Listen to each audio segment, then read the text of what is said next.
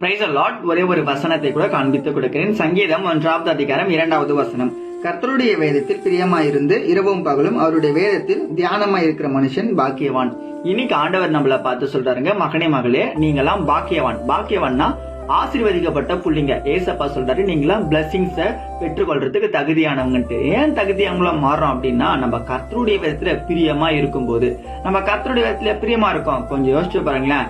உலக காரியங்கள்ல தான் நம்ம பிரியமா இருக்கோம்.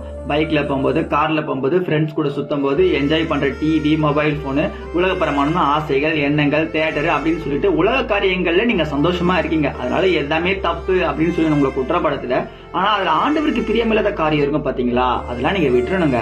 அதே போல ஏசப்பாக்குள்ள நீங்க சந்தோஷமா இருக்கீங்களா? அதாவது கர்த்தருடைய வேதத்துல நீங்க பிரியமா இருந்து அதை நேசிக்கிற பிள்ளையா மாறீங்களா? டெய்லியும் பைபிள் படிக்கிறீங்களா? டெய்லியும் பைபிள் படிக்கிறதுக்கு முயற்சியை தான் எடுக்கிறீங்களா? ஒரு நாளைக்கு ஒரு அதிகாரத்துல ஒரு வசனத்தாவது படிக்க நீங்க காலைல ட்ரை பண்ணீங்களா? எதுவுமே பண்ணாம ஏசப்பா நம்மள பிளஸ் பண்ண மாட்டாரு, நம்ம வாழ்க்கையை மாத்த மாட்டாரு. என் பிரச்சனை இப்படியே இருக்கு, என் குடும்ப சூழ்நிலை இப்படியே இருக்கு, என் கடன் இப்படியே இருக்கு, என் வாழ்க்கை இப்படியே இருக்குன்னா, மகனே மகளே, உன் வாழ்க்கை மாறணும் அப்படின்னா நீயும் மாறணும்பா. ஏசப்பாக உன்னை ஒப்பு கொடுத்து அவருக்கு கீழ்ப்படிந்த பிள்ளையா நீ வாழும்போது உன் வாழ்க்கையை ஆண்டவர் இன்னைக்கே மாத்துவாரு. விசுவாசிக்கிறீங்கன்னா ஆமீன் போட்டுக்கோங்க. இதே போல வசனங்களுக்கு ஃபாலோ பண்ணிக்கோங்க. God bless you. ஆமீன்.